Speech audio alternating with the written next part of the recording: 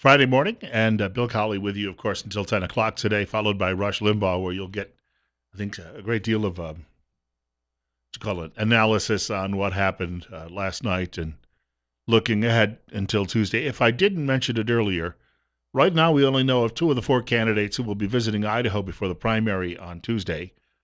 Ted Cruz, why, is going to Coeur d'Alene, and only Coeur d'Alene is the only reasonable answer is probably coming from Ted Cruz. But Marco Rubio is slated to be in Idaho Falls and in Boise. What they normally do is they just pull into an airplane hangar, go inside, put up a stage. The hangar gives you protection in case it rains, and you bring out a few hundred supporters. Local media comes out. It's more designed for local media. But in Coeur d'Alene, for crying out loud, I mean, media from, if one of these guys was just appearing in Boise, that's easy to get to from here, really from just about anywhere in the state. But only Coeur d'Alene. Somebody on the Cruz campaign needs to sit down and speak to the candidate about geography, for crying out loud. This is he may as well be in his home city of Calgary doing all of this and get about the same amount of coverage in southern Idaho. It's 8:35. Bill Colley with you on Top Story on News Radio 1310 KLIX and newsradio1310.com. I mentioned Chris Anderson is going to join us from the Herritt Center following 9:20 this morning. He'll talk about a few events that are going on at the museum and the planetarium, but I'd also like to talk to him this morning if we get a chance. The astronaut who just came back to Earth. Now, he's a carbon copy of his brother. His brother is an astronaut married to former Congresswoman Gabby Giffords. These are the Kelly brothers. One of them is now 2 inches taller than the other because he grew while he was in space. Obviously, because of a lack of gravity pulling him back down. But we're going to talk to Chris about some of those things, too, and how that happens. And he may not have aged as fast. So now he's not at all like his brother. They're like two different creatures walking around because one was in space for nearly a year. Also wanted to tell you this morning about our friends at High Desert Meat Processing, where they process one animal at a time. And what you bring in is exactly what you're going to get back. Darren Van Horn, the owner of High Desert Meat Processing here in Twin Falls, he's been doing this well over 30 years. Visit High Desert Meat Processing on Facebook, and you can see reviews of other customers. They're all great reviews. Give High Desert Meat Processing a call for all of your domestic needs as well as your wild game needs. 734-9949.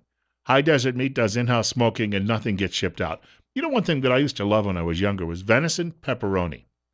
It's nowhere near as greasy as some other pepperonis, venison being a very, very lean meat. Well, Darren does specialty meats: jerky, pepperoni, summer sausage, salami, Polish dogs, hot dogs, kielbasa, breakfast sausage, brats, and much more. USDA approved, and Darren works closely with local beef growers on their programs to ensure quality meat. The number 734-9949. Talking about this debate last night, it is the highest rated cable program, news program of the year so far. About 15 million viewers. That was the number I think I just looked at a moment ago. Not as big as the original debate that Fox had last fall with the big cattle call with all of the candidates at the time. Still, though, huge numbers coming in for these debates this year. People say, well, it's the Trump effect. But even the Democrats have seen somewhat of a spike. And people aren't tuning in because Bernie Sanders is a highly charismatic figure. Speaking of Democrats, Jim Webb, who was at least briefly a candidate in the Democrat Party for president, now apparently endorsing Trump, saying Trump is a far better choice than Hillary Clinton. Talking about candidates, how many more days can John Kasich stay in all of this? Kasich was speaking last night, and he said he pretty much knows the end is near. He and all of the other candidates who were on stage last night say they will support whoever the GOP nominee is. You want to respect the people that you're in the arena with. So if he ends up as the nominee, sometimes he makes it a little bit hard, but, I will support whoever is the Republican nominee for president. Who does he mean by he? Oh, right, Donald Trump. Was not referring to Cruz or Rubio, and their names didn't come up during that little segment of this. But if Jim Webb and some Democrats are now bolting, and we're seeing Democrats who've been bolting, and in Massachusetts, over 16,000 Democrats have left the party, so that they did that so they could vote for Donald Trump in the primary.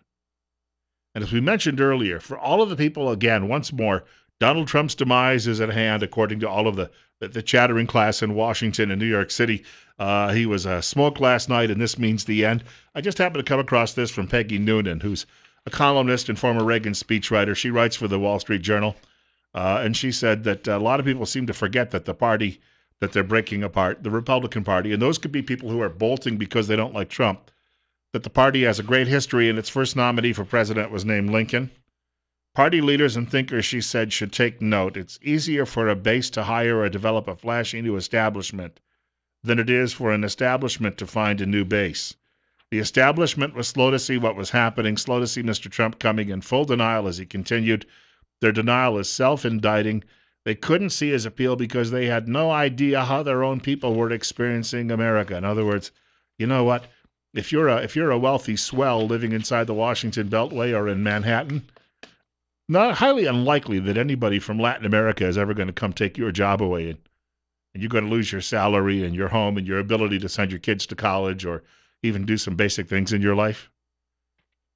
Still, though, they think the rest of us should follow along and do that. Just there's the old story about the woman in England back in the 1800s, some countess, and she said that it was good that they had royalty and nobility. She said, gives the common folks something to look up to while we sit and crap on their heads. 20 minutes now away from 9 o'clock. Bill Colley with you on Top Story.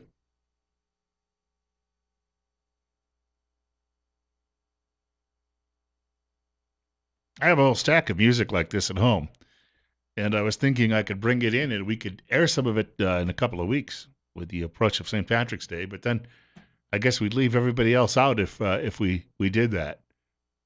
And secondarily, it would mean about 3 hours work switching out all the other music.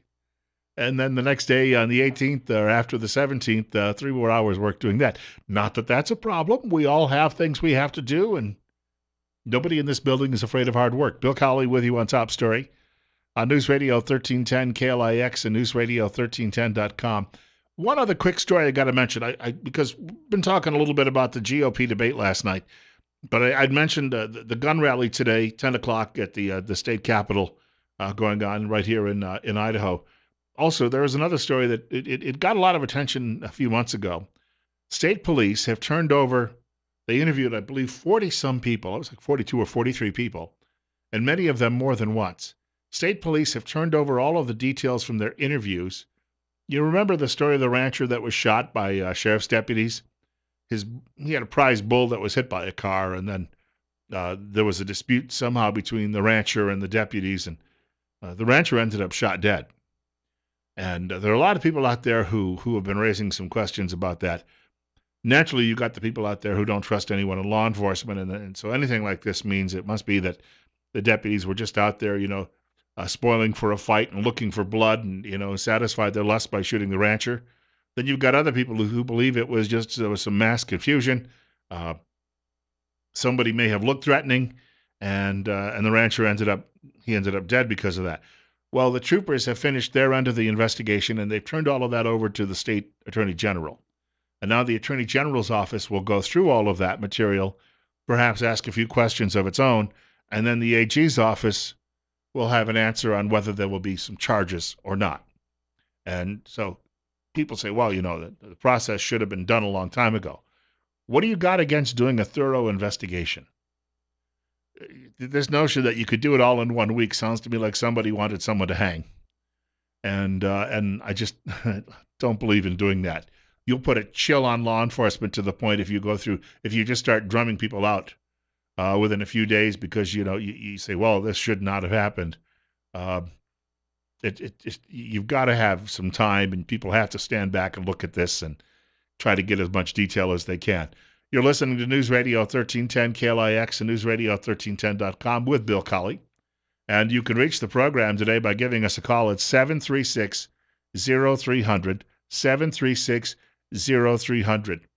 The other big story yesterday, aside from the debate in Republican politics, happened to be Mitt Romney's remarks in Utah yesterday.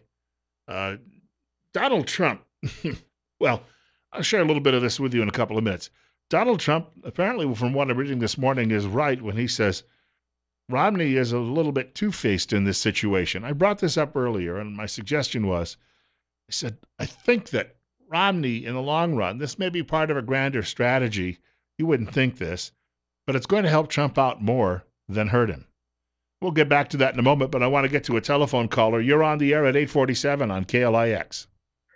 Yeah, last night, Bill O'Reilly said to one of his guests, he said that Hillary, he figured it had at least 246 electoral votes. They need 270. That is a chilling thought. And so, but then there's an article in the New York, not the New York Times, the Wall Street Journal, called Demography Isn't Destiny, and how the Democrats believe that they are increasingly taking over, but maybe that really isn't the case. Now, I know you know this, but during the Obama administration, the Democrats lost 13 senators, lost 69 congressmen, 10 governors, 917 state legislators. And so in this article, it talks about maybe this thing isn't going south as fast as we think. And one of the statements in the thing, it says, thinking Democrats are increasingly scarce. And so it was quite of it's a great article, but that's my statement. Thanks, Bill.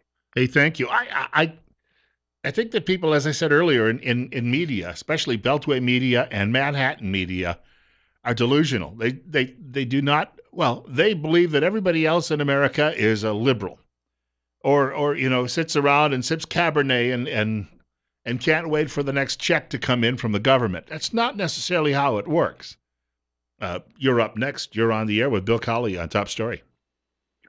Yeah, Bill, thanks. Hey, I appreciate the time. I was a couple things. I think that with Mitt Romney talking about Donald Trump, I think he's trying to play to some of the religious base around here that follow him. And the second thing is when you were just recently talking about the two deputies that killed Rancher Yantis, and it seems that if it's a civilian that shoots somebody or that there's a problem, law enforcement can get it investigated inside of a week generally. And with law enforcement, it tends to be one of their MOs, basically, to drag it out until the public outcry has died down. Well, I'll tell you what, though. I do believe that in law enforcement that they do this because they understand inside that they don't want to put a chilling effect on fellow officers. They may look at some guys and say, this is a bad dude, and yet they're walking a thin line because they realize if they rush to judgment and they're wrong, they're going to be accused of hurting their fellow officers' morale or fellow deputies' morale. I think that there's a lot at play here that we sometimes don't look at. But with that, so that you're saying then that the law enforcement officers would get a little let's be a little more cautious around them than with civilians. Why wouldn't you be? Remember the movie Serpico? Yeah, I used to be in law enforcement, Bill, and so was my dad, and I understand a little bit about how this works. If you're going to need people sometimes in backup, and you got to be a little careful about that. And that scene in Serpico where he gets his arm caught in the door and no one comes to his assistance and he gets a bullet in the face. You got to be concerned about that. I understand what you're saying, but I also believe that it's what is good for law enforcement. When I was in, we were held to the same standard as civilians. I mean, you couldn't just go around doing things. Clearly, you didn't work in Chicago. No, I work in here in Idaho. I'm a native of Idaho, and I do have a lot of friends in law enforcement. But I also see that what we don't want to do is get it what law enforcement is a different class than normal citizens. Right. You don't want to give the public the impression that they have a special set of rights. Yeah, sure. Because that happens, and you wind up with fear, and right after fear comes hate. And we don't want that. Law enforcement is not effective unless the citizens and the law enforcement are partners. Well, and again, your partner's, though, still on the front line. And I thank you for the call. Your partner's still on the front line. You got to have them.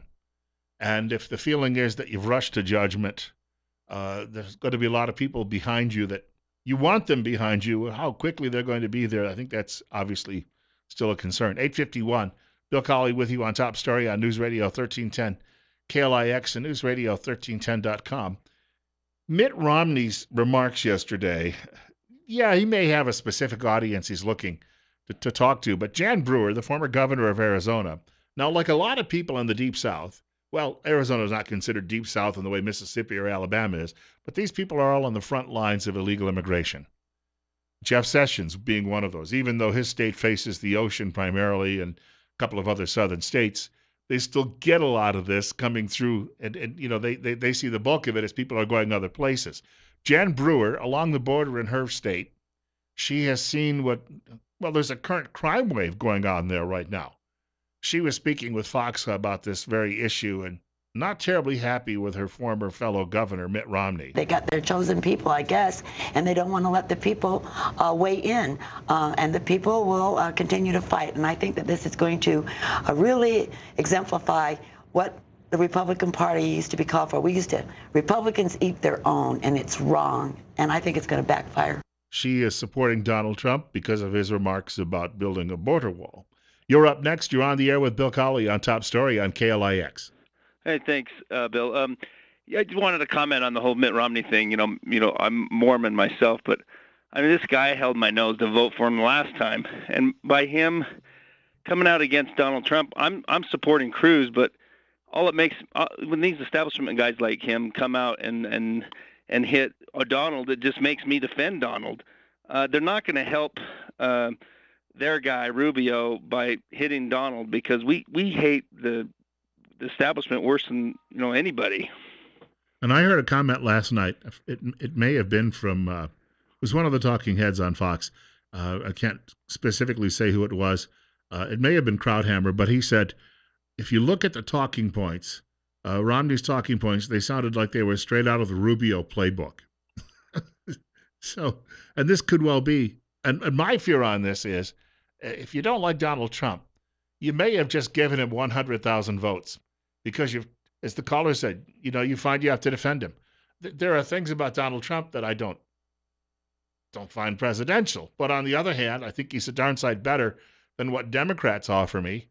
And I thank you for the call, too, by the way. He is a darn sight better than all of that. And I just feel that Republicans who say we're going to take our ball and go home are doing us a great disservice. And it just shows you what they're really all about. It's about themselves. It's about, making sure that they butter their own bread and to heck with the rest of us. And they can't seem to understand that, all of their big money and everything else they've been done in their rhetoric or that they've been doing has actually been fueling the rise of Trump. And then they come out and they throw a little bit more kerosene on that fire. Herman Cain, who was also, of course, got to know Mitt Romney very well during the campaign 4 years ago when they were both candidates for the Republican nomination. Herman Cain as well, speaking with Neil Cavuto. I believe it was Neil Cavuto's program. Herman Cain speaking on Fox News. We'll leave it at that. Herman Cain also says Mitt Romney should shut his mouth. This is so out of character for Mitt Romney. It is so not Mitt. I happen to believe that he was trying to do a Hail Mary pass on behalf of Marco Rubio, because many of these insults and accusations of Donald Trump came from the Marco Rubio talking points. I am convinced because I've seen a pattern. Now I know where I heard that. It was from Herman Cain. But he said, I have seen a pattern. And one of the other theories is that Romney said, well, I'm not a candidate myself. Let me dispel that notion. And yet, on the other hand, but come that convention in Cleveland, well, I don't have a lot going on, so if you want to give me a telephone call, and I am very handsome with my movie star looks, and I think I'd be a very good candidate running against Hillary and shying away and recoiling with the media criticize me, just like I did 4 years ago, and showed fear in the face of the Democrats.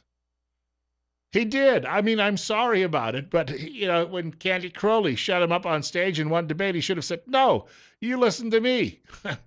Trump would say, listen to me, you fat cow. But, Mitt Romney being more polite would say, you listen to me. I'm making a serious point here.